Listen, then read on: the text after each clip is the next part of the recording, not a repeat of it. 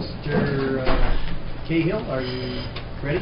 Yes, I believe there's a stipulation that I'm I'd like to sorry. read into record first. Ms. Moran? Yes, Your Honor. We have, prior to the next witness, we have a stipulation, People's Proposal Exhibit number 490, which is a stipulation which includes an agreed upon stipulation as it relates to Hazel Stewart's bank records. And I'll read the first page of the stipulation in the record. It says that the records attached to the stipulation are fair and accurate copies of the records maintained and provided by Comerica Bank. These records contain information about financial transactions. That information was reported by Comerica Bank at or near the time those transactions took place and was kept in the course of regularly conducted business. And the bank records are attached to that stipulation, and I would move to amend People's Proposal 490, Your Honor. Consists of several pages at least? Correct. Okay, of records. Yes, all bank records from Hazel Stewart, Your Honor. Authenticated by Comerica Bank. That is correct. Thank you. All right. Exhibit, or proposed Exhibit 490 will be received. Thank you. May I call the next witness, Your Honor? Please. It'll be Rafat Mandoui. May I get him from the other room? Yes. Thanks.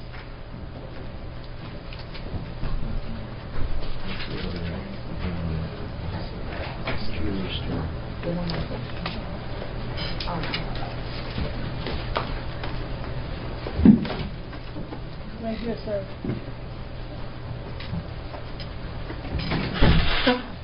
Sir, would you give your full name to my court reporter right there, if you would? R-A-F-A-T. R-A-F-A-T. Mandoui. M-A-N-D-W-E-N. Thank you, sir. Mr. Mandoui, would you raise your right hand for me, if you would, sir? Do you solemnly swear the testimony you're about to give will be the truth, the whole truth, and nothing but the truth, self? All right. Please have a seat in the witness chair, if you would. Once you're settled in, pull the microphone closer to you so that everybody can hear you. All right? May I, Your Honor? Please. Thank you. Good afternoon. Good afternoon. Can you please introduce yourself to the jury? My name is Rafat Mandoui. And Mr. Mandoui, what do you do for work? I'm a jeweler and owner of Rainbow Jewelers in Roseville. And how long have you been an owner of Rainbow Jewelers in Roseville? 16 years now. For 16 years Yes. now? And do you still work at that shop there? No, not anymore. Not since that incident.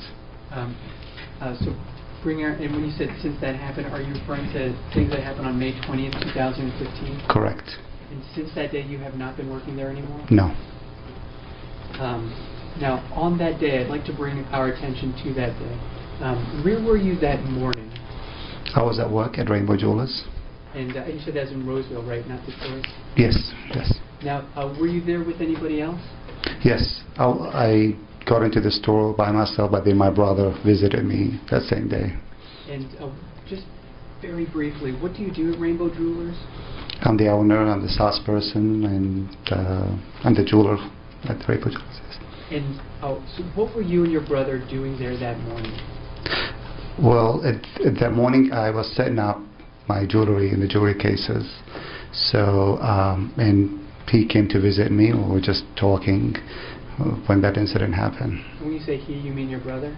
Yes. Is that Saad Mandoui? Yes. Now, so while you two were there in the store, what happened at that time? Well, I set up my jewelry in two of the showcases, and I still had jewelry in the safe, and that's when I saw two gentlemen of African American descent, young, came into the store, and they rang the bell and let him in, and they came in asking for an engagement ring, and I was showing them, a few rings, and they seemed like they were interested in one of the rings, and they asked if they want to put it on layaway. And it's when they put a piece of jewelry with a deposit, and they make payments on it till it's all paid off, and that's when they pick it up. So I gave them a layaway envelope to fill out, and which they did. And when you say they, did both of them fill it out or just one? Just one. I see. So Yes. what happened after, or while he's filling out that layaway envelope? Well, he filled it up, then he kind of backed out a little, from what I recall, and reached out to his pocket, which I thought, to give me the deposit money, which I don't remember if he said it was like $40 or $50, and that's when he pulled out a gun, What did he do with that gun? and then he just pointed it to my head. What did he say, do you remember? He said, "Give me the ring," because at that time I had the ring in my hand and the envelope on the showcase, and that's when he was filling in, information with his name and phone number and all that. So he asked me to, give me the ring, and so I gave him the ring, and that's, he had the gun on the other hand pointing to my head. What happened after that? He, from my recall, he actually backed out a little bit and he jumped over the counter, and he had me on the floor, and he asked me just to lay down, and he was there while the other guy went to my brother, because my brother was sitting on a chair. When you say that, the other guy, you're talking about the two people who went into Exactly. the store? There was only two. At that time there was only four of us, me, my brother, and the two guys. So what did the other guy do? He went and grabbed my brother and took him all the way inside to the workshop, because we have a workshop behind the showcases inside the store, and he had him sitting down there while the first guy that jumped over had the gun to my head and had me on the floor, and the other guy sat my brother down on a chair and went and took a garbage bag, and I don't know if he had it in his pocket or I think he emptied and he went to the safe and started picking up jewelry from the safe. And that's the other guy who was doing that? Yes. And while that happened, what did you do? I was just laying down on the floor, but I was so close to the panic button. I didn't have the panic button on me, but I was very close, and I thought, I should just reach out and hit the panic button. So I actually crawled a little bit because I was just within reach to it. It was kind of hidden underneath the showcase, so I actually hit it. And what is the panic button? It's a panic button to the police, so there's, yeah. So did you press that? Yes, I did press the button, and that, I think he knows. Keep your voice up. Thank you. Yes. So what happened after you pressed that panic button? He actually he didn't know what it was, and I think he said, "What'd you do?" I said, "No, nothing," and then that's when he hit me with the back of his gun on my head. So who hit you exactly? Who was it? Yes. The person that had the gun to my head. No, the other person, the person that I was talking to, that was putting the ring on layaway. The other person was just standing there. Seemed like he was younger than the guy that doing the transaction, and so the other guy was inside collecting jewelry from the showcase, but the guy that had the gun to my head, he's the one that hit me with the back of the gun. And where was it in the back of the head? At the top of my head. Oh, at the top. Yeah. For the record, you indicated Like your fingers about the center of your head. Exactly. Right at the crown of it? Exactly. And did he hit you hard? Did he hit you soft? He hit me hard, yes. What happened as a result of him hitting you with the back or the butt of his gun? To be honest, I don't recall, but I remember just getting up, because at that time I thought he's just going to shoot me because I was bleeding, and I thought, am I dying, or this is it? He's just going to take everything and he's still going to shoot me and leave.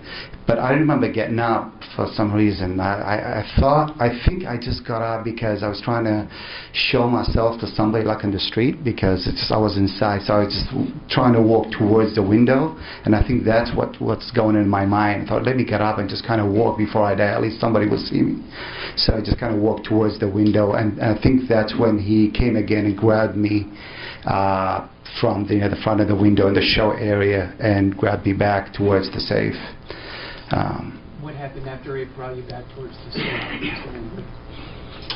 I don't recall. I think that's when the other guy left that safe area, like the workshop area, and as he was walking out, I recall him breaking one of the showcases and grabbing more jewelry from... I'm sorry, when you say he, is that the other guy? It's the other guy. The one guy that had the gun to my head, I don't remember him going inside or picking up any jewelry at all. So he just, at all times, he had the gun to my head while the other guy was picking up the jewelry. And after the other guy picked up the jewelry from the Right. places you described, what happened then? Well, the first guy, the guy that had the gun to my head, went towards the door, and he had the gun, held up like that, and the other guy just kind of. When you say held up like that, everything here in the room is being recorded, so I'm just going to describe what the gesture you just made. When you say up like that, you indicate with your finger as if it were the barrel. The gun, yes. He just had it like that. Yeah, that's what I recall. And he was just standing by the door, and while the other guy that was collecting the jewelry, just kind of went through, and they left through the door, the front door. That's the last thing that I remember.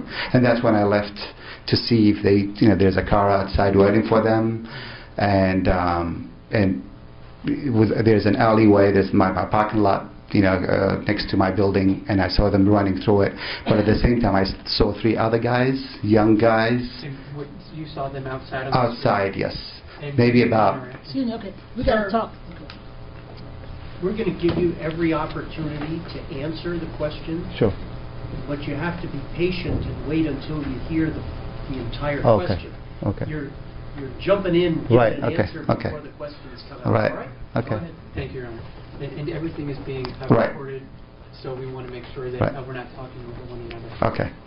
So you saw 3 other people. Where were those 3 other people when you saw them? Right on the main street on Gratiot, maybe about 20 feet away or something. Can you describe them? Young African American guys. Yeah, there was a distance. Yeah. Did you have any interaction with them? No. Did you talk with them at all? Actually, they did say, when I left outside, they said, "Oh, we're going to get them, we're going to get them." And they just kind of ran after them. So the 3 people ran after the 2 people who had just Exactly. left the store? Right. Now, I think, I'm sorry. Yeah, I don't know if they pretended that they were just outsiders or something, but I remember seeing that, yeah. Now, at any point did the police arrive back, or did the police arrive to your jewelry store? Yes, they did, yeah. Can you describe what happened when they arrived? Well, actually, I should ask you first. Did you go to the hospital first, or did the police arrive first? No, they did arrive first, but I really didn't talk to them. They talked to my brother, my other brother who arrived. I had friends come in because I had called them, and they would talk to them, but I went to my doctor right away because I wanted to see what was going on with my head. And before we go to your time with the doctor, did you indicate to anyone anything about the layaway envelope that you had given to the person who was... To the police, yes. Can you describe what you told people about that layaway envelope? What I was told? No, what you told to other people about the layaway envelope that was being filled out. It's basically like it's a layaway envelope. These people came in pretending that they want to put something on layaway, and that's what they filled out. Yeah, that's what I told them. And that was given to the police, was it? Yes. Now, bringing us back to your time with the doctor, did you go see a doctor? Yes. When did you go see that doctor? I remember around like noon that day, or something, like an hour or something after the incident. And why did you go there? Because of the injury, my head injury. And how can you describe that injury to the jury? Well, at that time I didn't know, but I was bleeding, and I didn't know if it was a severe, if I'm having a concussion, or how I didn't know how heavy it was or how deep. But I went to the doctors, and they said, well, you don't have a really, really deep incision. I think you should be fine. You don't need no stitches or anything like that. I said, okay. So I left that day, and I just went straight home. But you were bleeding? Yes, I was bleeding, yeah. Now, this happened about a year ago, is that correct? Yes. Now, here in this courtroom, do you see anyone here in this courtroom that you saw that day in the jewelry store that you can identify? Could you point him out and describe something that he's wearing, if there is anybody? I don't know. It looks like this guy here with the blue shirt. With the blue shirt? Yeah. Can the record reflect that he's identified the defendant, Your Honor? Well, when you say he looks like it, how confident are you, just from a scale of 1 to 100?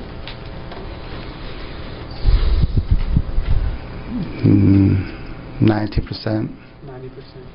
Now, I'd like to show you some images, if I may.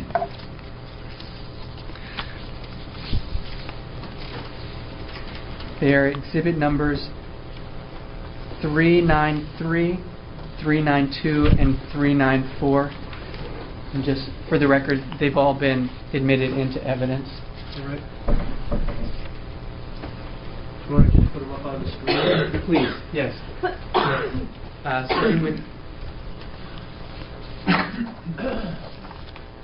Starting with 393, please.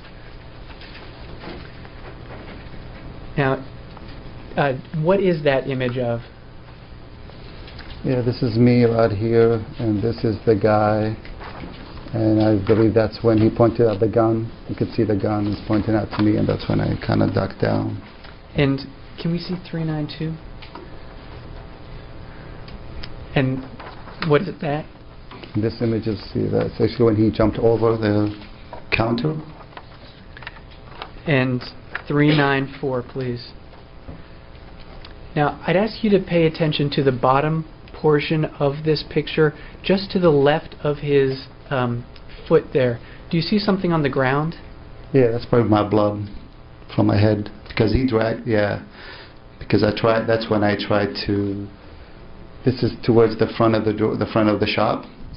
So I came out that's when he grabbed me and dragged me back all the way back to the back of the room. Now, I'd like to approach with what has been admitted as People's Exhibit number 215. Can you please take a look at this for just a moment? What is that I've just placed into your hands? This is the recording for the video, the cameras that I had at the store. And does that have both the video and certain stills from that video on that CD? Yes. And are those? And you've had a chance to review them? Is that correct? Yes. And how do you know that you've had a chance to review them? I'm sorry? Is your initials on there? Yes, yes, I initialed them. Mhm. You initialed them after you saw Yes. them? And those are fair and accurate? Yes, very accurate. And this has already been entered as People's 215. May I ask you to play the first clip that you played last time? Now, please pay attention to the screen right there. Yeah, play it, please. And this is playing a clip from People's 215. Now, you've just handed him an item there. What is that? Is that the layaway envelope? Yes, a layaway envelope. Mhm.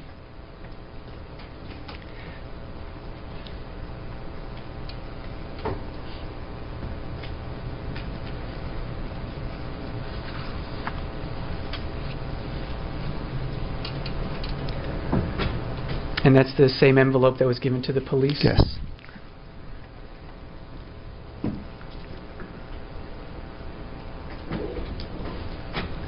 And while this is playing, do you see that there's a time stamp at the bottom? Is that the correct time? No, actually it's 1 hour. It's actually 10:54.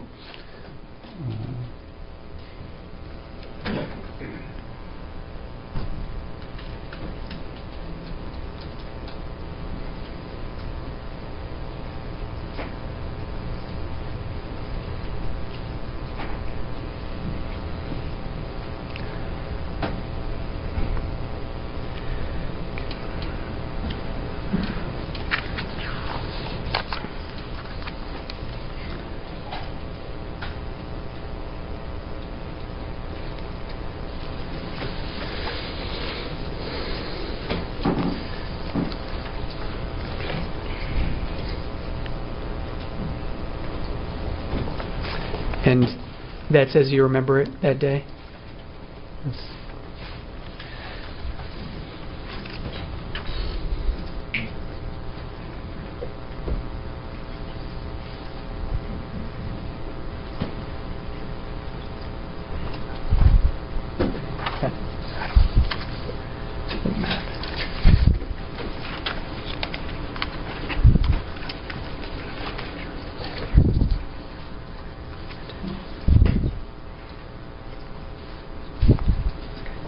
I have nothing further. Thank you, Your Honor.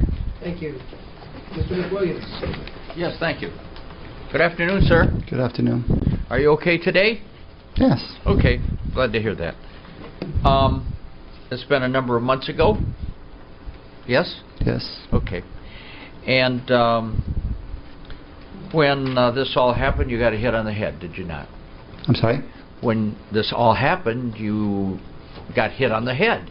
Yes. Okay, and you were bleeding. Yes. It was a traumatic event. Yes? Yes. Okay, thank you. You're nodding your head. We can't take that down. Okay. Okay, thank you.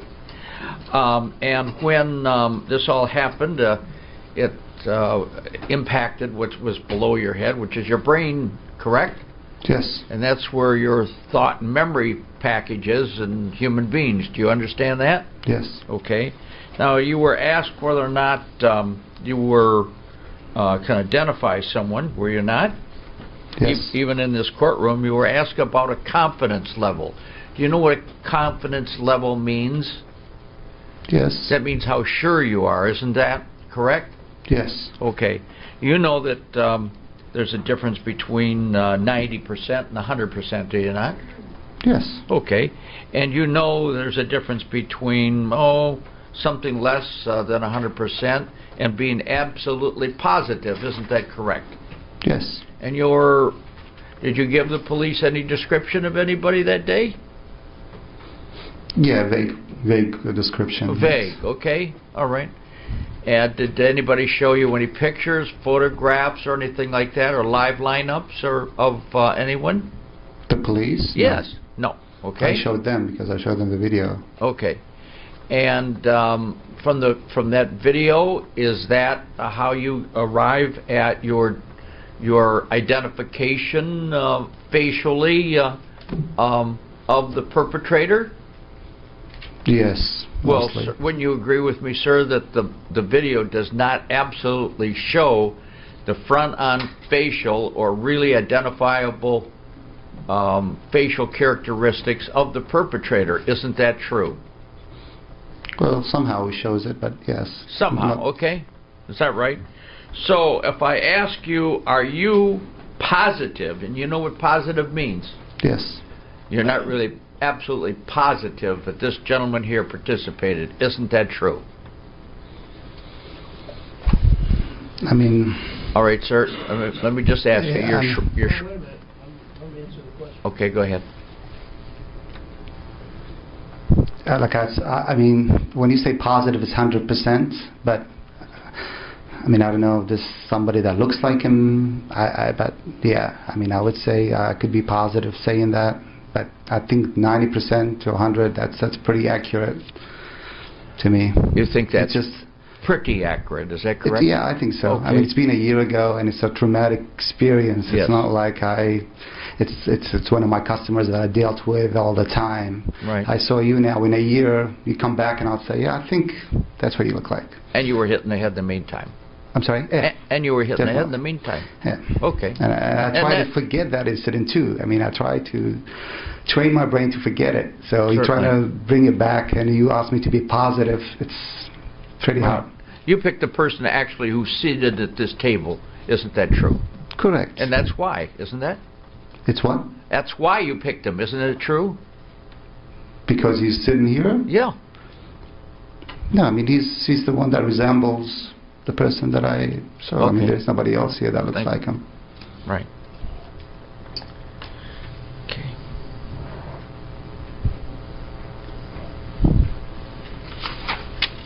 Thank you very much. Anything else, Mr. Chair? No, Your Honor. Any Thank you. questions by the jurors? Thank you, sir. You may step down. Thank you. Thank you. Next witness. This time the people would call Robert Charlton.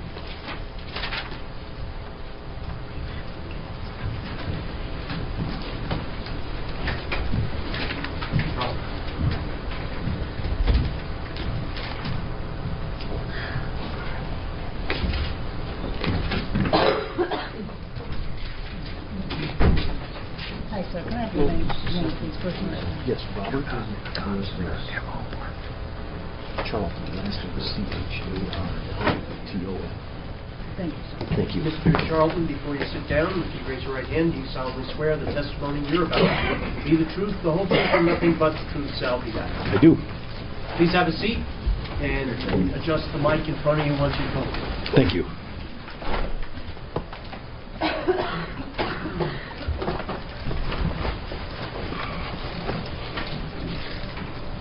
Good afternoon. Good afternoon.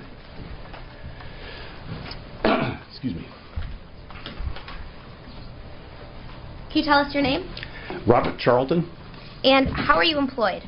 I'm with the Oakland County Sheriff's Office Forensic Science Laboratory.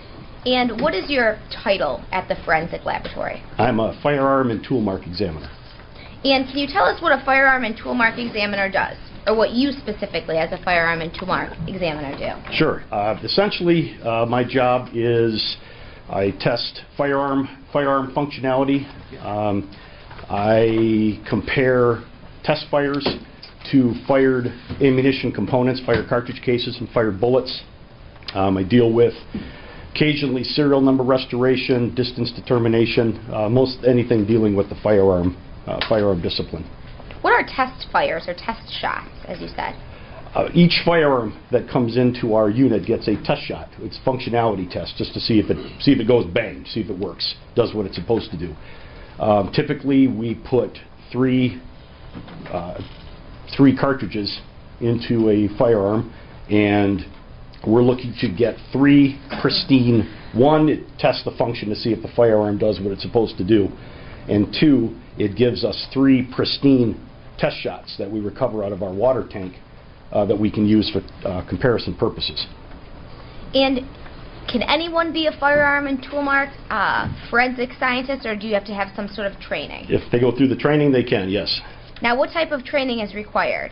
I participated in what's called the AFTE, the Association of Firearm and Tool Mark Examiners Training Manual.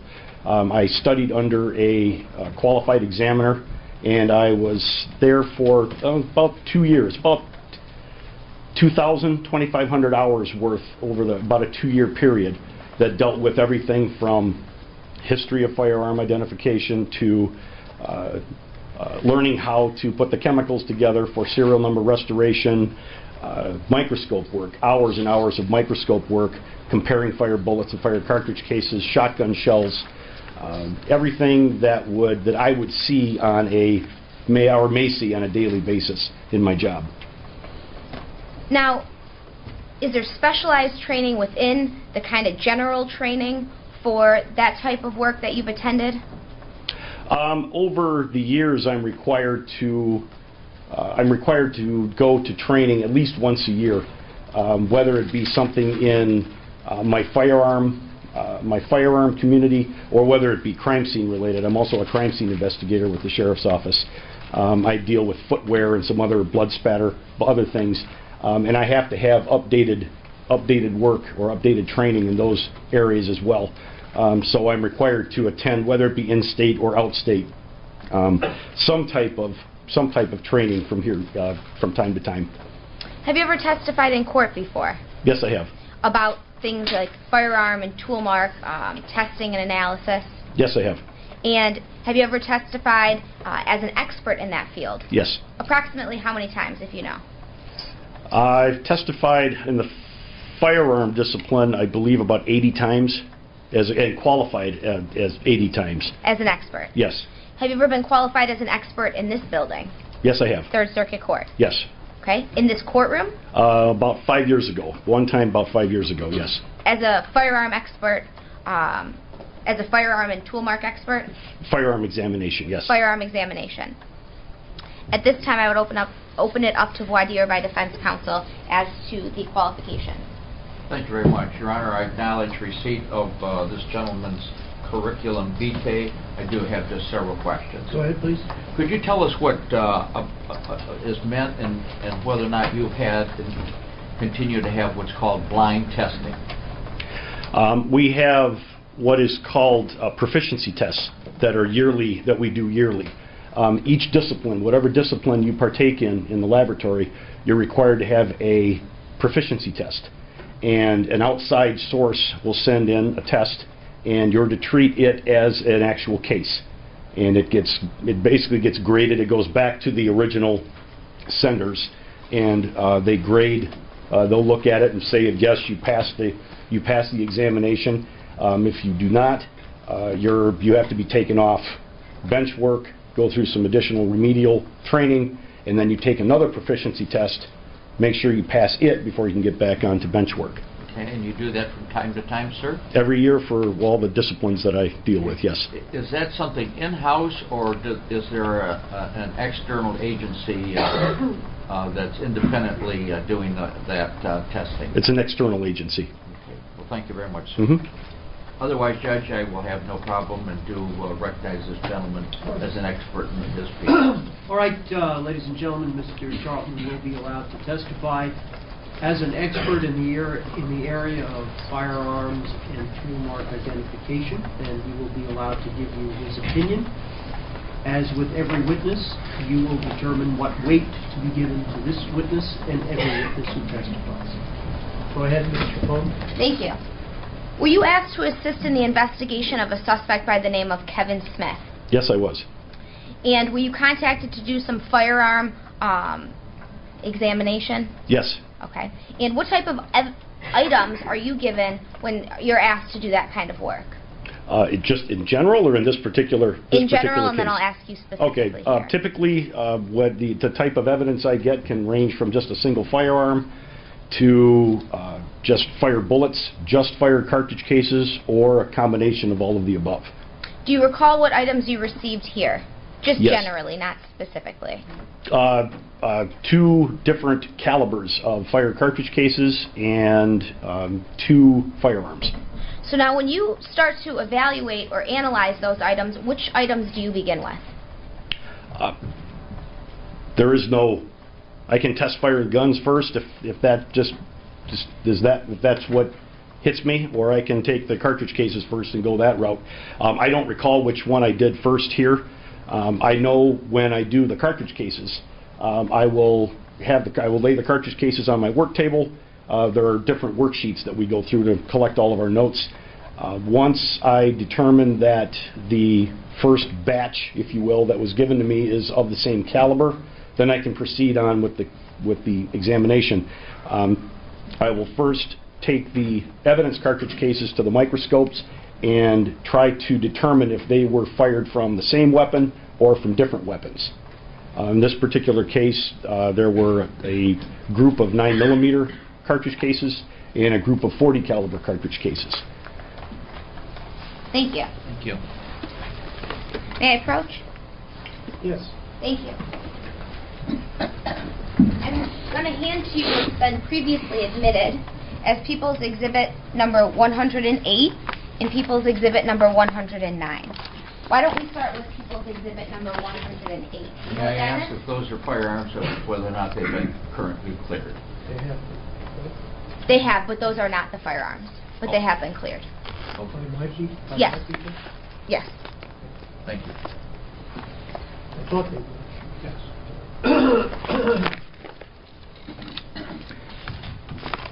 People's 108 is the envelope I received that had the 9mm shell casings in them, items 1 through 7. Is there anything on there that helps you determine that the items that you're looking at, what the items are that you're looking at? The Detroit Police Department number, tag number, is always attached to whatever evidence envelope they have, and it's got the description here. When I open it, when the evidence is received, there's a white sticker that goes on at our front desk that has our laboratory number, the case number, and when I open it and the date I open it, my initials go on there and the date as well. So I know this is the package that contained those 7 cartridge cases. Do you see your initials and a date on there? Yes. What date do you see on there? March 29th of this year. So that would have been the day that you opened it up and started kind of looking at it? Yes. Okay. Can you open that up and tell me if that's what you remember being inside? And just while Mr. Charlton was doing that, I think for the jury's benefit, Exhibits 108 and 109 refer to shell casings that have been previously testified recovered from Ward Street. Thank you. Yes, correct. All right. And Mr. Charlton, how many shell casings do you have there? 7. 7. And I see that they're all in individual little baggies and envelopes? Yes. Okay. And were they packaged like that when you received them? They were packaged in the plastic like this, but inside the envelope. So just to make it a little easier to see, I stapled them onto the outside of the envelope when we were done. And those are which caliber shell casings? These are the 9mm. Okay, and there was a second set of shell casings that you received, and it was People's Exhibit 109. Yes. And what types of shell casings were those? Those were .40 Smith & Wesson caliber. And did you have to write did you initial and date on that one as well? Yes, I did. This one was dated March 30th of this year.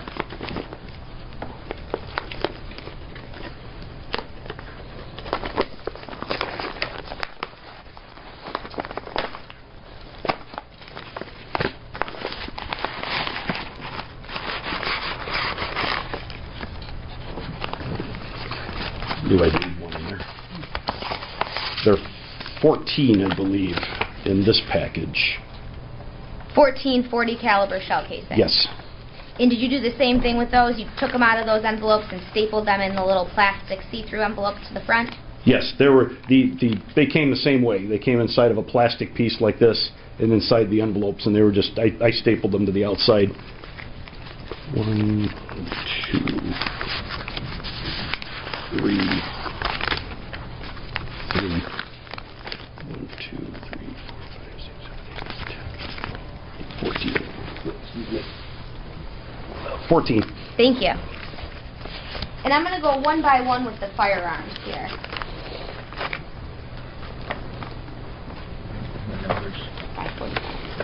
I'm approaching you what's been previously admitted as People's Exhibit number 545. I'll bring you some gloves in case you need them too. There we go. Gosh, yeah.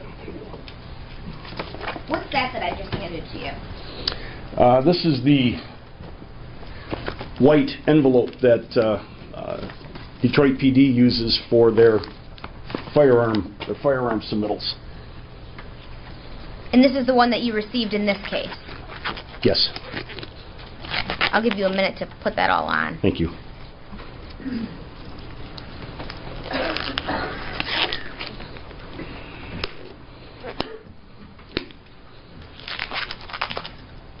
Need some water? There we go.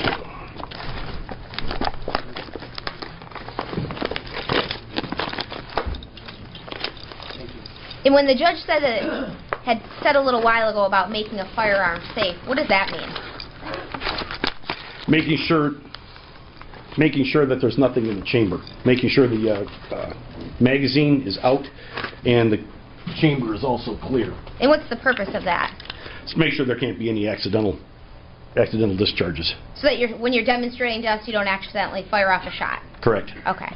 And that one's made safe, correct? Yes, it is. Okay. And what type of a firearm is that? This particular one is a 9mm Smith & Wesson model M&P 9 Shield semi-automatic pistol. And it's black in color? Yes. Okay.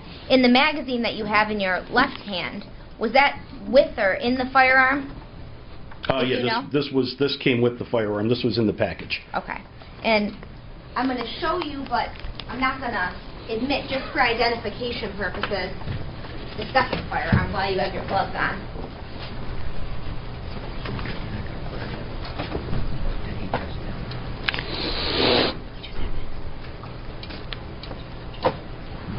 Okay. Judge, I just spoke to Mr. McWilliams, and he indicated that he has no objection to what I'm going to say now, which is that I'd move for admission of People's Exhibit 41 into evidence. That is the second firearm. All right. Any objection to that, Mr. McWilliams? Acknowledging that, Your Honor, that the item, in fact, was retrieved pursuant to a valid search warrant signed by a judge and duly executed and upon a return of status. Okay. Thank you. It'll be received. 41 will be received and introduced. Thank you. Sorry, I know I'm having you pull everything all out at once. There's a hole on the other side, Oh. so that came out the other end. This is People's 41, and that's been admitted at this point, so I am going to have you pull that out if you can. All right. And that's the second firearm that you received with regard to this investigation. Yes, there was second of 3. Okay.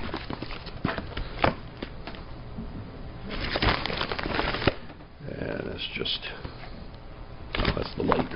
Okay. Now you said that's the light. What is that? It's a light that was attached.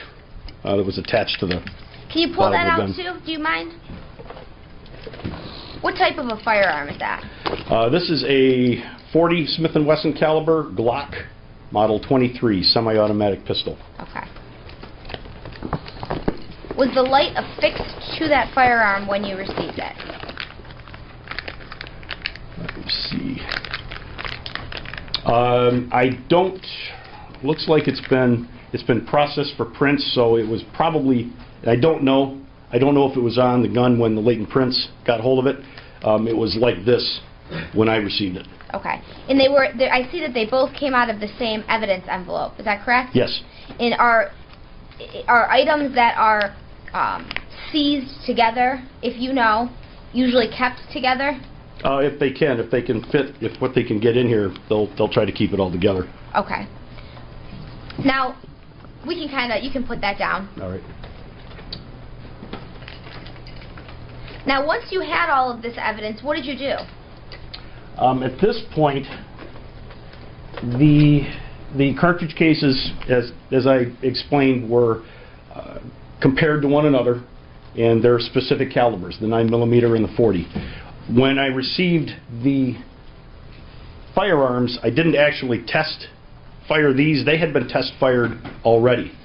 So all I had to do was go and get the test fires out of our storage vault. And then I proceeded to make my comparison based on that. Okay, so you used the test fires to compare to what you had there that you received in evidence. There was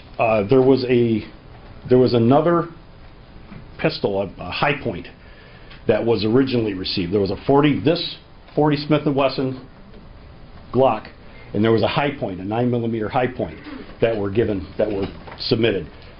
Those two I did not fire because those had been test fired already, and those are the two that I used the prior test shots to do my comparison with.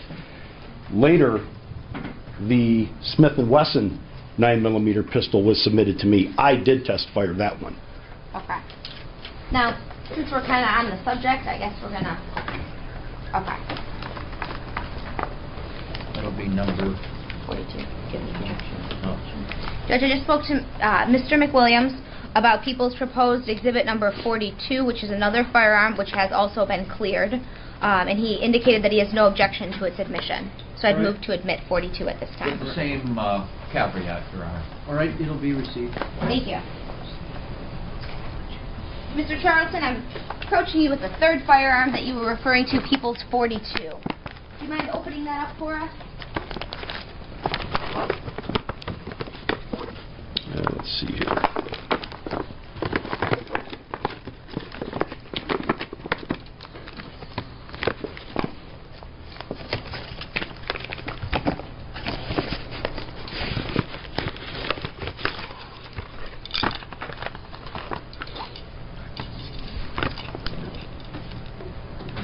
All right. And you said that People's Exhibit 42 is a 9mm high point. Yes. Okay.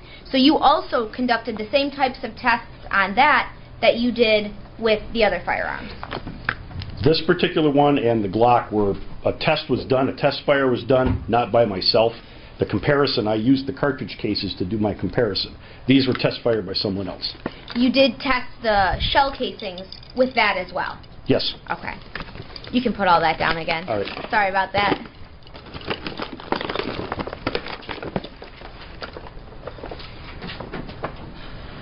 Okay, so once you had all of that evidence, now even the third one, what do you do?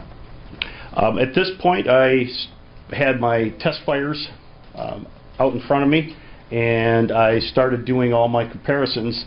I found that all the .40 Smith & Wesson caliber fire cartridge cases from the crime scene were all fired from the same weapon.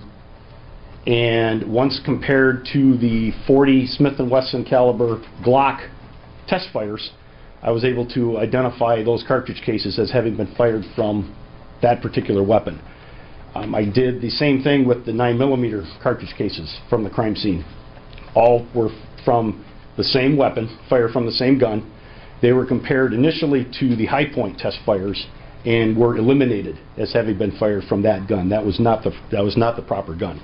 That was the third gun that you just opened, that last one, right? Yes, that was the last So one. you tested the 9mm shells against that third gun that you picked up, and there was no match. Correct. You didn't. Did you test that 9mm with those 40 caliber shells that you got? The 9mm and the 40 are two entirely separate calibers, and they won't fit in one another. So there was no comparison done there. Okay. Did you compare the 9mm shell casings to the other 9mm handgun? Yes. When I received the Smith & Wesson pistol, I test fired it, and then did the same type of comparison. Compared the test fires from it to the crime scene cartridge cases, and those were identified as having been fired from that Smith & Wesson pistol. Now, when you determine whether or not a shell casing has been fired from a specific gun, what are you looking for when you do that?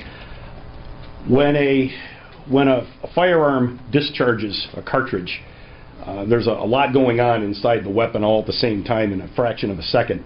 The firearm is made up a lot of hardened steel components, and one of them being the breech face area inside. If I may, if I just can. Yes, please. I saw you brought some. Well, I'll use this to point it out first. This was the hardened steel section here on the slide, the breech face area back inside here, and the firing pin or the striker that's inside is also a hardened steel component. Now, when that component, that firing pin, strikes the cartridge case, the cartridge case is made up of a lot of softer metal, and typically you have maybe a nickel or a brass primer. And just for the record, you're demonstrating with a enlarged model. Yes, Thank you. please, Your Honor, if it would please the court, this helps demonstrate a little bit of what I'm talking about. Show and tell is helpful. Okay, thank you.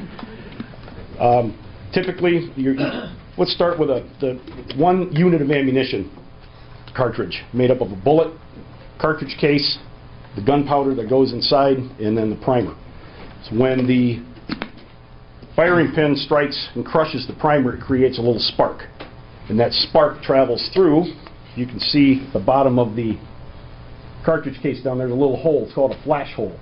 That spark travels through there, it ignites the gunpowder, and basically a small explosion occurs inside the cartridge case. It swells the cartridge case, sealing inside the chamber of the firearm. All that gas and pressure building up has to go somewhere. So what it does is this ends up pushing, the bullet is just wedged. It's just wedged in. And all that pressure pushes the bullet down and out the barrel, and it also blows the slide back this until it reaches the farthest point, then it comes forward again, picks up the next cartridge in line, chambers it, and readies it to fire again. That's if it's a semi-automatic, correct? That's a semi-automatic pistol, correct. Now, when I do my examinations, during the manufacturing process of all these components of the firearm, they're milled and ground, and there's a lot going on, machining going on. You can't tell necessarily through the naked eye, but if you put these items underneath a microscope, you'll see small, what we call individual characteristics, small striations and little marks that hopefully part of my test fires help me indicate that if I can repeat those marks, I can see that these marks are coming from this gun, and I can make them repeat themselves. So I'm confident that those are the types of marks that I'm looking for. So I'll take a test fire, mount it on the microscope, and I'll compare it to cartridge cases that are found from the crime scene, and I'm looking for those same types of marks. And once I can find those marks, and there's a sufficient number that satisfies me, then I can say, I believe that that cartridge case was fired from this particular weapon. Now, did you do that type of evaluation in this case? Yes. Okay. And the marks that you're talking about, are those marks unique to a specific gun? They are unique to each weapon, and validation studies have been done many, many times over the years. Consecutively made, and again, you won't notice it necessarily just by looking at it blindly, just by looking at it with the naked eye. But consecutively manufactured firearms have been test fired, cartridge cases and bullets retrieved, compared, and each of those components has been identified back to its respective firearm that it came from. So that's the whole theory of firearm identification, is that you can identify a particular component back to its source. Were all the guns that we had here semi-automatics? Yes. Okay. And so kind of going off of what you just explained, that's how you're able to determine that the 9mm high point, that third gun that we showed, wasn't a match, but the other 9mm that we had was a match. Because just because they're 9mm doesn't mean that you'll have the same types of marks on them, right? Correct. That's correct. Okay. And after you did this testing, did you author any type of a report based on your findings? I did. Okay. And do they call that a lab report? Yes. The number will be, say it again. Make sure you leave it up there. I will, yep. Thank you. Judge, I just spoke to Mr. McWilliams about People's Proposed Exhibit number 503, which is a lab report authored by Mr. Charlton, and he indicated that he has no objection to its admission, so I would move for the admission of 503 at this time. Correct, Mr. McWilliams? Yes, I assume it'll be handed to the witness for validation, or he'll have a copy of it to speak from. All right, That's you will be admitted. Now, I'm going to show you, Mr. Charlton, the actual hard copy itself of People's Exhibit 503, and then I'm going to go and pull it up on the screen so we can see it, so we can actually see what it says. Okay. Now, right here at the top, under evidence received, those are the items that you received from Detroit police officers. Is that correct? Yes. Okay. And the tag number, is that an evidence tag? Yes. And we've kind of heard about this in some other situations in this trial, but evidence tag numbers are unique. Yes. Is that correct? Yes, they are. So it identifies one particular thing from another particular thing. Right. Okay. And so you received all of these items, and there was a comparison request. Is that correct? Yes. And that's listed here. Yes, those are the two initial firearms that were submitted that I used the test fires for. Okay.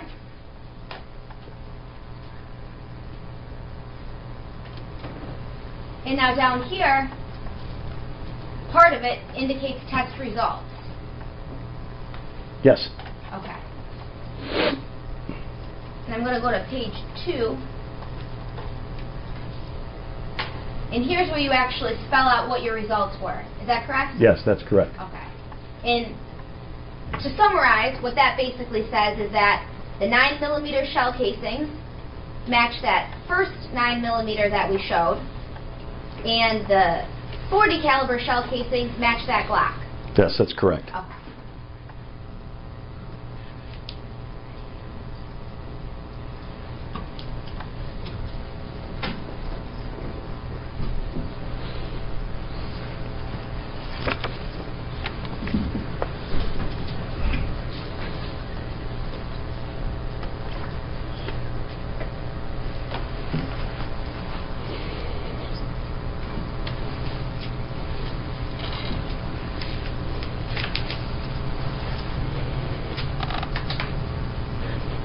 Can I just have one moment, Your Honor? Yes. Thank you.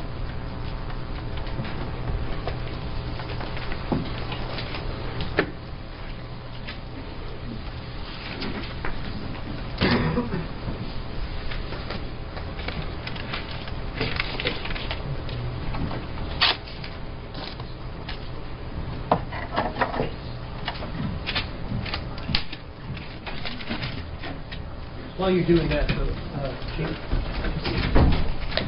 excuse me just a moment.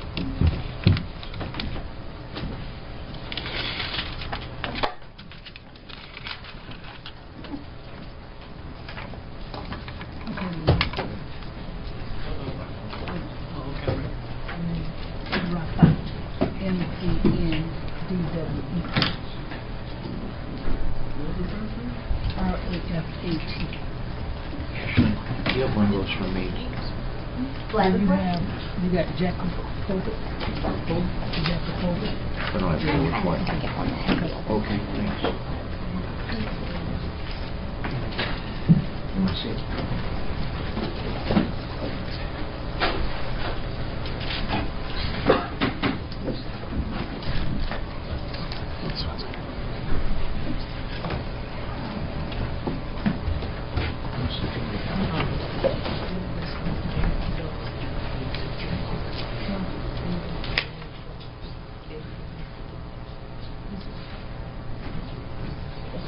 Oh, I didn't do that.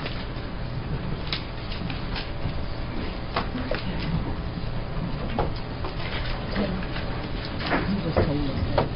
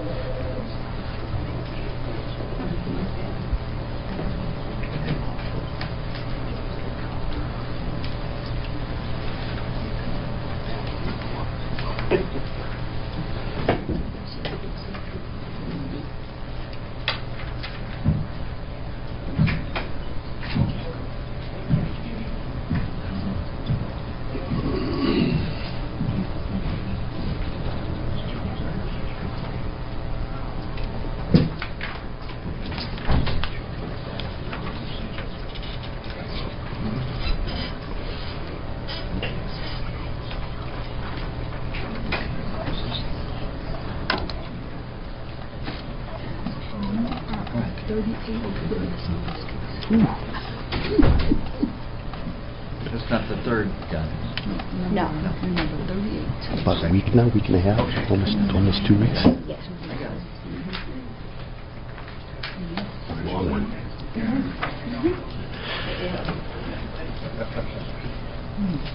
How much longer? Who knows? Who knows? I don't know. Oh my goodness. But I don't know. They're saying tomorrow, but I don't know.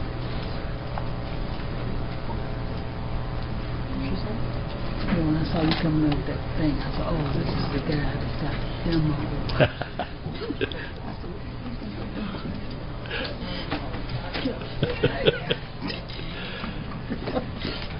And then I dump everything on the floor with, it's already been opened once, and I open it up the side. Like, yeah, great. But you do make it, you make it like a 6-year-old could understand it, so I really that's really good, because people come in and they have all this expertise, and they use all these big words and stuff, and people know what they're talking about. So they're talking, and you just take everything. Well, thank you. And I think that's good. Thanks. That's how it's supposed to go.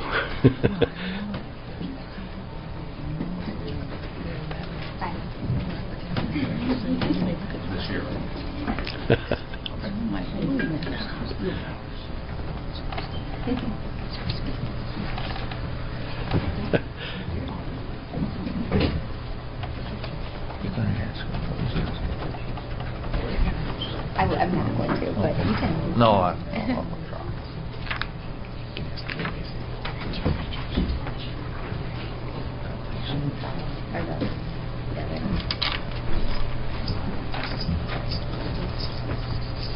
I'm sorry. Thank you. I had spoken to Mr. McWilliams on the break, and the people are going to seek to introduce people's proposed Exhibit 530, which is a second lab report drafted by Mr. Charlton. exactly. All right, 5:30 will be received. Thank you. Now, Mr. Charlton, I'm going to approach you with people's 530. I apologize, it was an oversight on my part. This is a second lab report that you had done for the other 9mm, not the high point that was eliminated, the other one. Correct. Okay. Yes. And what were your findings? And I apologize, I don't have it to put up on the screen, but what were your findings in that case? My findings were that the the 9mm cartridge cases, the original submitted evidence pieces, were identified as having been fired from the Smith & Wesson 9mm pistol. Did you receive all 3 of those firearms at the same time? No. Which firearms did you receive first, or which firearm or firearms? The Glock 40 caliber and the 9mm high point came first. And when did you receive the other 9mm? About a month later, about 3 or 4 weeks later. Okay. And the date on the report that you have there in your hand, People's 530, what is the date of that report? Date received April 28th, report date May 5th. And do you mind checking on the other report date that you have there? The one for the Glock and the high point. Let's see, date received April 28th of 2015, and the report date on this one, it was a little longer than that, February 7th of 16. So it had been the first 2 came in quite a bit earlier then. The first 2 came in back in 2015, and that other 9mm came in 2016. I saw my 15 and 16 together. I thought they were a month apart. They were about a year apart. Okay. No other questions? Mr. McWilliams. Yes, thank you, Your Honor. Good afternoon, sir. Good afternoon. Your offices are over at approximately what is known as 1200 Telegraph? Yes. Over in Pontiac, is that correct? That's correct. At the Oakland County Sheriff's Department? Yes. Is there any particular reason why you were designated that you know of as the agency to look at these firearms? Once initially once the Detroit PD lab closed down in 2008, we started receiving a lot of Detroit cases at that point, and along with that came some of the federal agencies that used to do work with them as well. So the Secret Service, DEA, the FBI, and they still continue to do so, bring cases up to us. Okay. Now you've shown us essentially what we know as a cartridge. Isn't that correct? You're demonstrated for demonstrative purposes. You showed us a cartridge. A cartridge, yes, a whole cartridge. And a cartridge essentially is what probably a layman would call a bullet. Isn't that correct? Yes. But a cartridge is the entirety of essentially a pristine round. Yes. Okay. In each one of these, well, in the demonstrative item that you showed us the bullet, which is actually the nose of the cartridge. Isn't that correct? Yes, it is. Okay. And in this particular case, the bullet really is of no significance. Would you agree with that? In this case, no, it's not. And oftentimes it's not. Isn't that correct? They're just for demonstration purposes. That just happens to be part of the cartridge to show how it functions. Okay. I had no bullets in this case submitted to me. Right. And that's because oftentimes the bullet actually is never retrieved. Isn't that correct? That sometimes they are not found. So yes. really what you're looking for is to match up a firearm with a cartridge that was left at the scene. Yes, a cartridge case that's left, yes. Cartridge case, okay? And you told us that they have significance because one has, the firearm has hardened steel properties to it, but the casing of the bullet has soft properties to it in which marks are left in it. Yes, it's basically as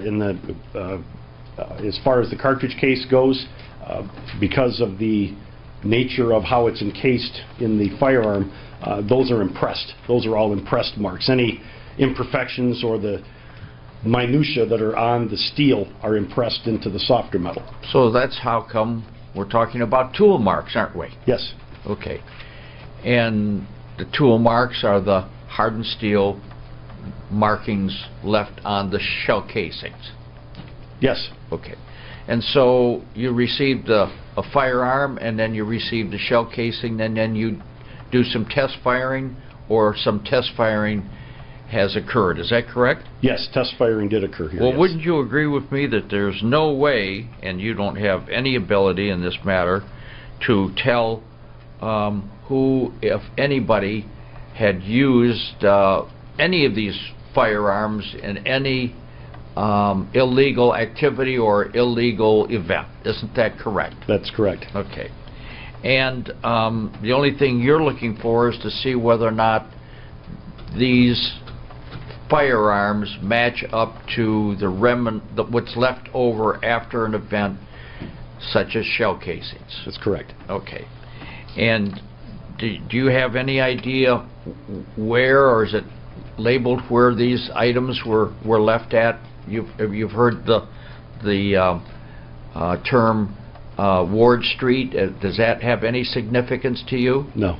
Does it have any significance that these shell casings were left on a street? No. Just as long as the street was preserved and the evidence was not tampered with or crushed? That's correct. Is that correct? Okay. And the weather would not have made any difference, would it have? No. Okay. And how did these items arrive to you at your agency? Just as you see here, in their respective individual coin envelopes or plastic packaging inside of a coin envelope, and then all encased in a larger envelope. And how were they delivered? By hand. An officer dropped them off at our desk. Hand to hand, is that correct? Yes. And then they're logged in by your agency, receive a number, and then how are they then secured to receive into your hands? They were signed by me. I would come up to the desk and sign for them myself. If I'm not there to sign for them, they're locked into one of our property lockers until I can come take them and take possession of them. In this case, did you receive them and start working on them on the same day? If I may. Please do.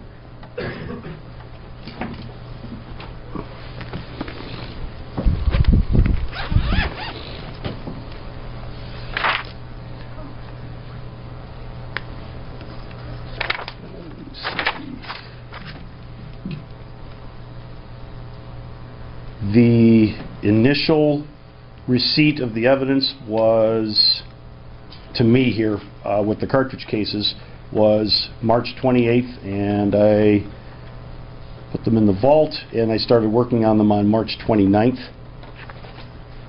And the other one, when the pistol was dropped off... And what year was that? The initial weapons were dropped off in 2015, but they didn't come to me. Okay. Those I wasn't party to that. So you've given us a date, but you didn't tell us the year of... 2016 All right. is when I received the cartridge cases into my possession. Okay, thank you. Yep, and then the Smith & Wesson pistol, the last pistol that came in, was April 28th of 2016, and I began working on that one the following day on the 29th. Okay, thank you. Are you using any scientific device in order to look at these items? Our comparison microscope. What does that mean? Our comparison microscope, basically, it's a large microscope, and it's set up with two stands, and it's got one eyepiece, and you can move and mount evidence on two different sides, and you can have the evidence go up and down, sideways, and the lighting is separate for each one. But when I look through the eyepiece, I have one optical will see, and there's a division in my big field of view. There's where I can, half the circle is the left side, half is the right side, and I can work my comparisons that way. Okay. And you, in giving your opinion, using your training, make what you would hope to be an objective, and give an objective opinion as to the identicalness of what it is you see. If it's there, I will call it, and even if at that point, once a comparison is done and I'm finished with the case, whether it's an identification an elimination or inconclusive. I'm just not sure, there's not enough to work with. There are 2 verification processes that have to go after that. So I take the evidence and I give it to my partner. She will look at it, and then when she's done with it, that evidence goes again to my lab director. Okay. And what you're also looking at is the strike mark of the firing pin into the rear of that cartridge, that spent cartridge. Isn't that correct? That's part of it, yes. Okay. And the other part of it has to do with tool marks on the sides of the cartridge, the spent shell cartridge. You'll have marks that are left behind here with the firing pin impression, and you'll also have the marks that are left behind here on the primer and here on the breech face from the area inside the firearm that this rests up against. When that firing pin strikes this, it has its own marks that it makes deep inside the firing pin impression. All the other marks that are around the primer and around the breech face area, the head stamp area here, are the area that is close to proximity that goes around the firing pin impression in the gun. So all these impression marks are up on the breech face of the weapon. Okay, and you're looking at it, and in this case, you've given your opinion. Is that correct? Yes. And you found they were consistent, identical, or what? The .40 caliber cartridge cases came from that Glock. Were identical to that Glock. All right. The 9mm came from were identified as having been fired in that Smith & Wesson pistol. Thank you, sir. Mr. Felon, anything else? Yes. Just so I'm clear on the dates, you received the 9mm high point and the .40 caliber Glock back in 2015. Not you personally, but Yes. Oakland County Lab. Someone else did, yes. They received it. It went back to Detroit. It went back. Evidence was picked up. When I received the cartridge cases again, the firearms came with them. Okay. But I didn't open them at that point. I didn't need to. They've already been test fired, so I went and grabbed the test fired ammunition and used that. So the guns come to Oakland County Lab in 2015. Some testing is done, then they're taken back by Detroit Police Department. Yes. Correct? And then in 2016, they bring you some shell casings in the same Glock and 9mm high point again. Yes. Correct? Correct. And then, which is March 28th of 2016. Correct. Okay. And then in April 29th of 2016, so about a month later, you get that second 9mm. Yes. Okay. The 9mm that matched the original shell casing. Correct. Okay. No other questions. Nothing, Judge. Thank you. Any questions by the jurors? Mr. Charlton, thank you, sir. You may be excused. Thank you, Your Honor. Next witness. Judge, may we approach briefly? Yep. Take a picture. Squeeze my while you work on that, okay? Okay. Thank you very much. Careful, there's one in Oh, that comes at the bottom. Okay. That one's good. Okay. More of them than I ever had in my whole life. That's good. Okay. This is, let's see. Let me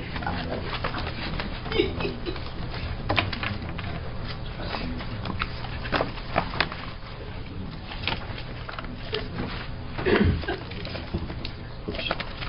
This is the broken one. No, that's a good one. This is a good one. Okay. This is the problem child here. I'll hold it like this. How'd that rip open? We got all kinds of problems. Okay, that's got to be held flat. Oh, no, you're welcome.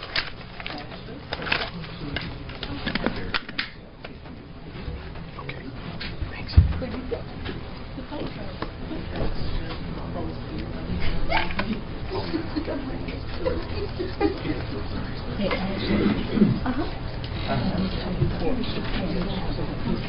Yes.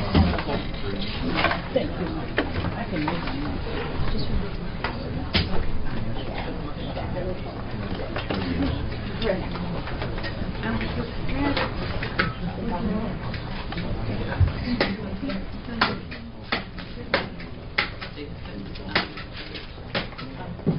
Love the club. Love the club.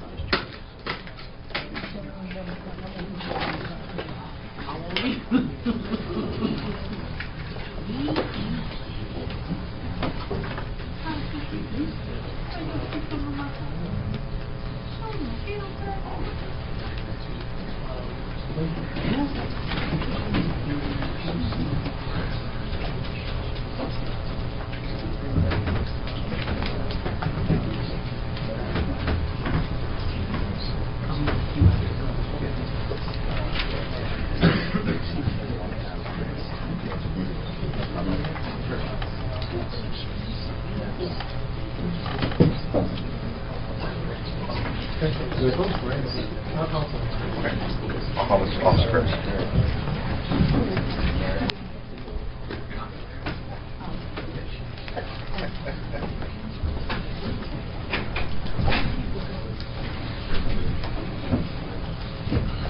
We have a brief witness next. Is everybody okay, or? Okay, all right, good.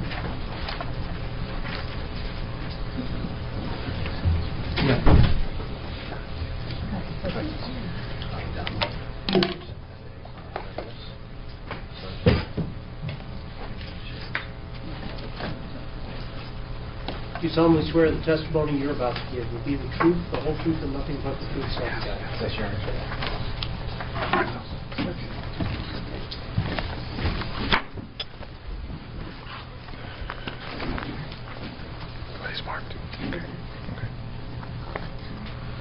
Your Honor, before I proceed this witness, there is a stipulation. People's proposed exhibit number 524,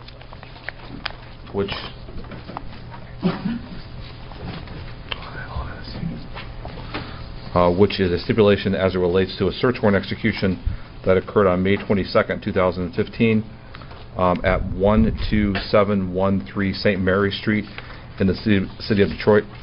I've taken the liberty of making copies for the court reporter, and the jury.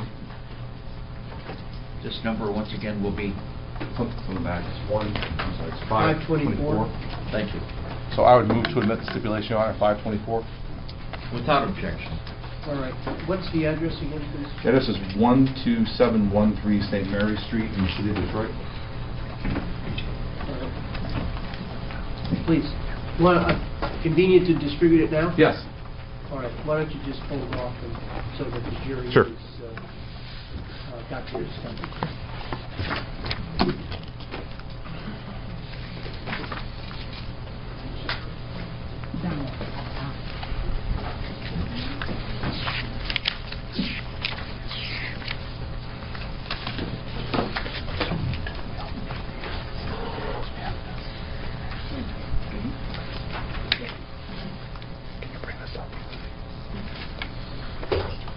Not yet, not yet.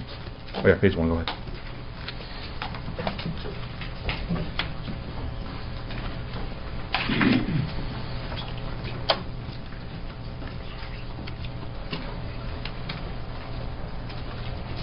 May I inquire now, Your Honor? Please. Tell me your name, sir. Donald Ferris. Mr. Ferris, are you employed? I'm a sergeant with the Wayne County Sheriff's Office and assigned at the Detroit Violent Crime Task Force. How long have you been a police officer with the Wayne County Sheriff's Department, sir? Approximately 17 years. And you're currently the rank of sergeant? Yes. How long have you been a sergeant? Approximately 3 years. And you indicated, Sergeant, that you are currently assigned to the Violent Crime Task Force? Yes, sir. What is the Violent Crime Task Force, Sarge? It's a task force comprised of a variety of state and federal law enforcement agencies with the mission of investigating violent crime and violent gang activity in and around the city of Detroit and Wayne County. Is that made up entirely of Wayne County Sheriff's Department employees? No, sir. Are there other agencies that participate or have task force officers assigned to that particular task force? Absolutely. What other agencies are part of that task force? Well, it's kind of headed by the FBI, and there's also Detroit Police Department, Michigan State Police, Michigan Department of Corrections, U.S. Border Patrol, Homeland Security, to name a few, and ATF. And in any event, you indicated that you were part of that task force. And how long have you been doing that, Sarge? I've been with the task force approximately 10 years. Okay. As part of your job as a task force officer, were you involved in the execution of a search warrant at 12713 St. Mary Street in the city of Detroit? Yes, sir. And did that occur on or about May 23rd of 2015 at about just before 10 o'clock in the morning? It was on or about that date. I believe the execution we did, it was around midnight or shortly midnight. after midnight. Okay, Yes. I stand corrected. You were part of the task force at that time, correct? Yes. And what was the purpose of executing the search warrant at that address on St. Mary's? We're attempting to locate and recover evidence related to a string of home invasion, armed robbery incidents occurring in the northern area of Detroit. At that time, was the Violent Crime Task Force responsible for investigating that string of armed robberies that were occurring in the northwest part of Detroit? Yes, sir. And had you been involved in the investigation of more than one of those type of crimes? Yes, sir. Okay. And based on your investigation at that time, on May 23rd of 2015, is that what led you to get a search warrant to be executed at that address in St. Mary's? Yes, sir. Okay. Now, when you went to that address on St. Mary's, did you go with other officers? Yes, sir. It was a large crew. Okay. And just so I understand, that's after a search warrant had been prepared, correct? Correct. And that's after a judge had approved that search warrant, correct? Correct. And actually signed an order authorizing or ordering officers to go into that location to look for evidence. Is that right? Yes, sir. And what types of evidence, Sergeant Ferris, were you looking for back in May of last year when you went to that St. Mary's address? I believe we were looking for evidence of items taken from victims in the string of incidents, as well as items used by suspects to facilitate these crimes, such as weapons, clothing, masks, various items such as that. So you were looking for any items that facilitated the armed robberies, correct? Yes. And any items that might have been taken from victims during the course of those armed robberies, right? That's correct. Okay. Would it be fair to say you're also looking for any other items that would assist the investigation as the investigation moved forward? Yes. Okay. All right. I'm going to bring up the page 1 of People's 524. Can you see the screen, Sergeant Ferris, from where you're sitting? Yes. Does that appear to be the address of 12713 St. Mary Street in the city of Detroit? I can't see an address, but it does appear to be that residence, yes. Okay. Let's go to page 2.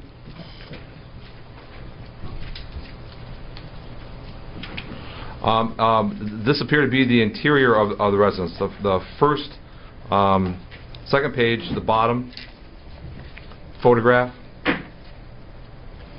Do you recognize what that is, sir?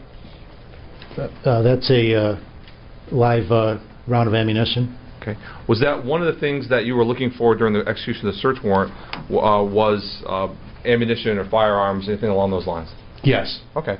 And this item that's displayed on the monitor in People's 524, is that a piece of evidence that was later confiscated and placed into evidence? Yes, I believe so. Okay. Let's go to the next page. Now the next page depicts 2 photographs of a blue-colored car. Is that correct? Yes. And was that car in the vicinity of the St. Mary's address when the search warrant was executed last May? Yes, I believe that was parked in front of the residence. It was from my recollection, it was like a purplish color Chevy Cobalt, I think. And was that part of the investigation into the string of armed robberies that were occurring in northwest Detroit? Yes, that was a vehicle that we were looking for at the time. If you know, Sergeant, was that vehicle displayed in any video or photographs that were taken during the course of this investigation? We had announced that vehicle prior to that search warrant. I can't recall From where? Okay. from where, but As you sit here today, do you recall the name of the person associated with that vehicle? I believe it was one of the defendant's mother's vehicle, or a family member of one of the defendants, Mr. Russell. Okay. Does the name Denisier sound familiar to you, Sergeant? Yes. Denisier Russell? Okay. Yes. Okay. And you believe that was a relative of Mr. Russell, Timothy Russell? Correct. Okay. Possibly a sister or Okay. mother. Some family member? Yes. Okay. Let's go to the next page. What are we looking at here, Sergeant? That's a piece of, or maybe a couple pieces of U.S. mail bearing the name of Timothy James Russell. Were those pieces of mail recovered from the search warrant execution on St. Mary Street? Yes, we did recover mail, which we term proof of residency, in the name of Timothy Russell from that premises. Now, I'm looking at that piece of mail, and my eyes aren't as good as they used to be, but I see the name Timothy Russell, right? Yes. But I see a different address. Do you see that address there, Sergeant? Yes, I do. What's that address? Looks like 13160 West Outer Drive, apartment 119 in Detroit, Michigan. Okay, that's not the address of this search warrant execution, is it? No, it's not. That's a different address. It is, yes. Are you familiar, based on the investigation, whether that address on Outer Drive was associated with Mr. Russell as well? If you know. I don't recall. Okay. But All you know is you execute a search warrant. At this house, you find mail addressed to Timothy Russell with a different address, correct? correct. Okay, let's go to the next page. On the bottom of the next page, sir, do you see these items here? Yes. And what are those? Those were Visa, either credit cards or prepaid debit cards of some sort. And were those items that were taken during the execution of this search warrant? Yes, there were several of those. I believe they were recovered from the basement area. Okay. Let's go to the first picture on that page. Do you see this item here, sir, in the box area by the flowers? Yes. And what is that, if you recall? I don't recall Okay. offhand. Go to the next page. I think there's a close-up.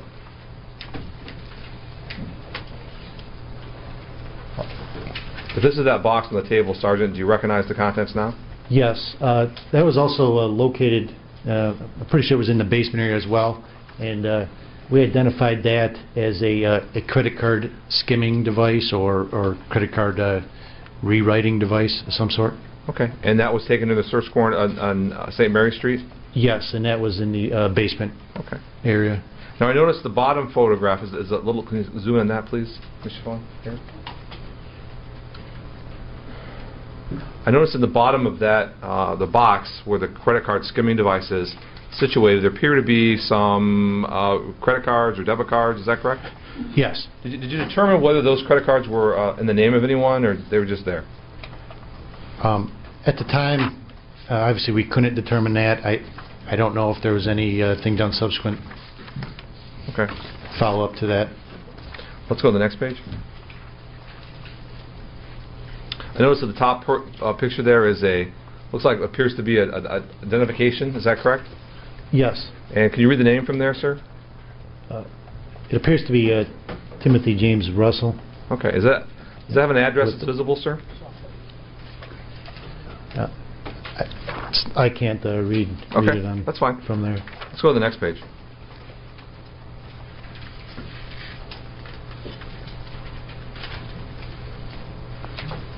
Now, this is a photograph of what looks like the top two photographs on this page appear to be a clothes hamper.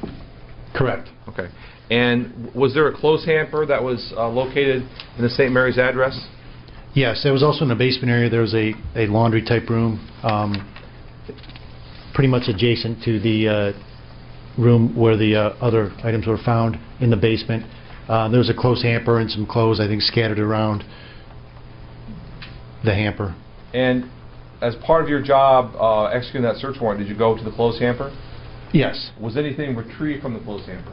Yes, there was a flag type shirt, a shirt of looked like a flag, from the clothes hamper, and that caught my attention because that was one of the items we had knowledge of from descriptions of previous incidents.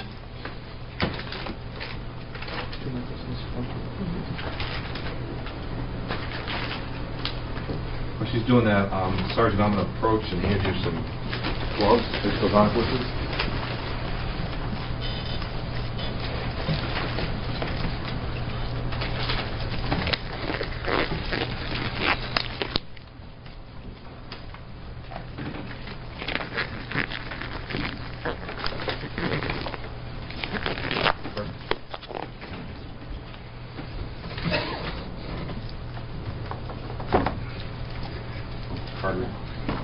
May I approach, Your Honor? Yes. Handy what's been marked as People's Clothes Exhibit number 285. Thank you. Sergeant, first I ask you to take a look at that.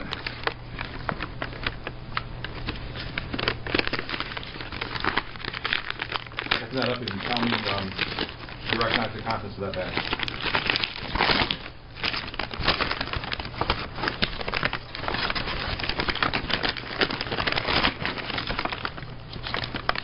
Yes. And what's inside that bag, sir? That's the shirt I was just describing that we saw in the photographs. Can you hold it out and show it to the jury, please? You moving for its admission? I am, 285. I'm sorry, Your Honor. I moved him at 285. Without objection. It'll be received.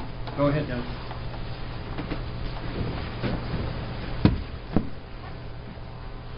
Sergeant Ferris, is that the shirt that you recovered from the hamper of the house on St. Mary's Street? Yes. Okay, you can put it back in there.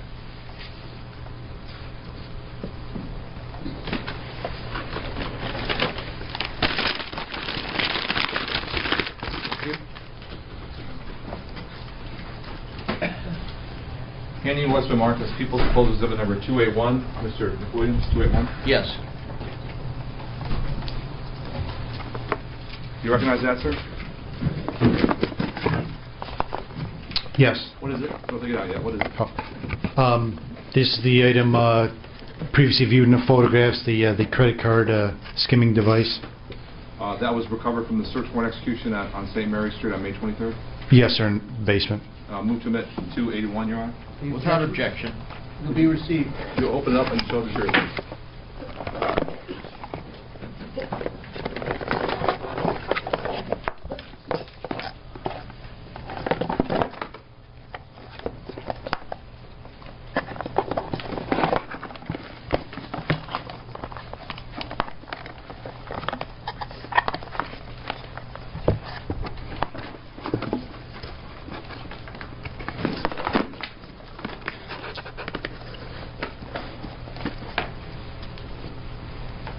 During the execution of the search warrant on St. Mary's, sir, did you confiscate any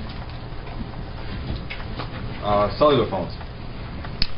Yes, there were some phones recovered. Do you remember how many? No, there were at least a couple. I don't have an exact count. May I approach the witness, Your Honor? Any you some report, sir, 7-page Yes. report? Give that if you would. Is that in fact a prison net report relating to this particular search warrant execution? Yes, it is. And does that in any way refresh your recollection as to the any cellular phones that were recovered? Yes, 1 second. And does it refresh your recollection as to how many phones were recovered, sir?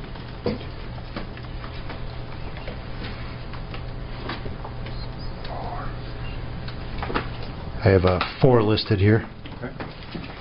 I'm going to hand you People's Exhibit 293 for identification purposes only. I should take a look at that.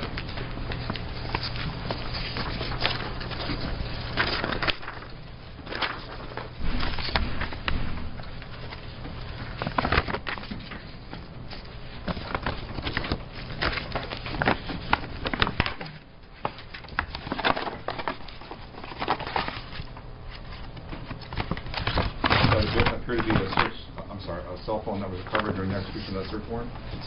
Yes. Handing you People's Exhibit 297 for identification purposes only. Take a look at that if you would, sir.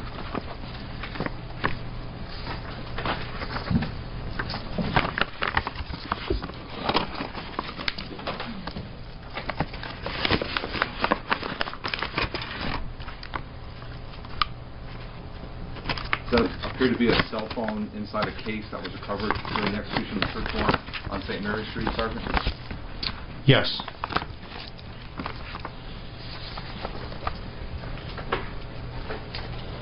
Did you recover during the execution of the search warrant, Sergeant, any clips or magazines to handguns?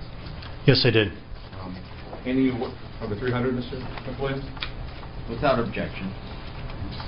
Any of People's Proposed Exhibit number 300? Do you recognize what that is, Sergeant?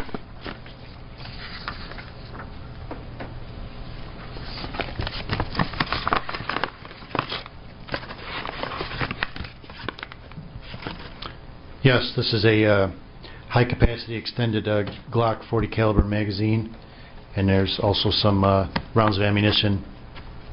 Was that recovered during the execution of the search warrant on St. Mary's? Yes. Move to admit 300, Your Honor. Without objection. To be received.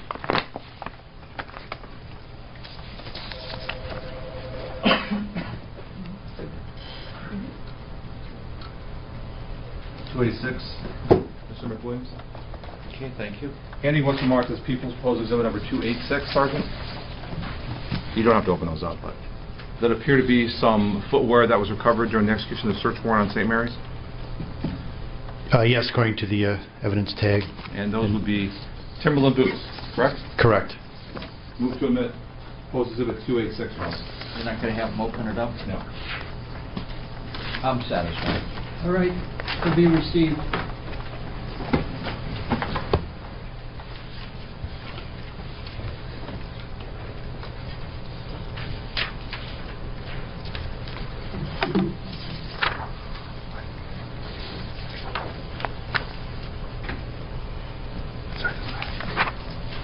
Thank you. That's all I have at the time, Your Honor. Just briefly.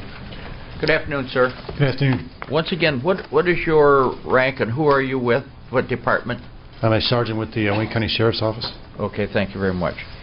And of these items, for example, in that box that contained the so-called skimmer, credit card skimmer, do you see in the exhibit or photograph credit cards? In the photograph that was displayed, yes, there were credit cards. Right, and when you open up the exhibit, which you did you not, Yes, this sir. afternoon, did you see any credit cards in there?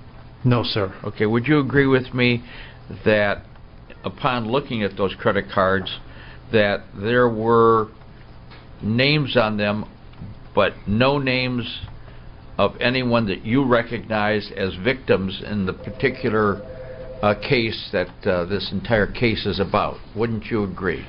Well, I couldn't view the names on the screen on the photograph, so I can't say. I didn't see them here today. Okay. And if they had been, you would have remembered it and recall at least the fact that victims' credit cards were in that box, would you have not? Possibly, but I don't recall the victims' names offhand at this time, sir. Okay. And do you know anything about the whereabouts of those credit cards at the present time? I believe they were placed on evidence with everything else. Okay. You haven't seen them lately or anything like that? No, sir. You were prepared to come testify as to what was found in the return of service on the search warrant, were you not? Yes, sir. And did you see any credit cards in the name of alleged victims in this case? I did not today, no. Okay. Thank you very much. Mr. Moran, I have no questions, Your Honor. anything by the jury? All right, thank you, Sergeant. You can step down. Thank you. Sergeant, excused. I'd ask you to excuse, Your Honor. All right. Thank you, Sergeant.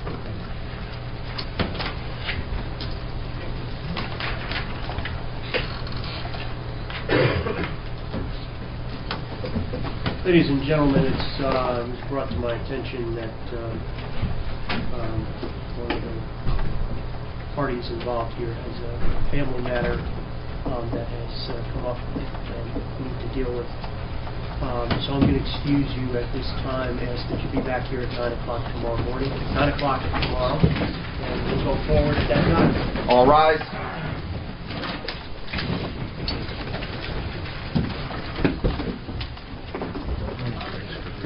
More business.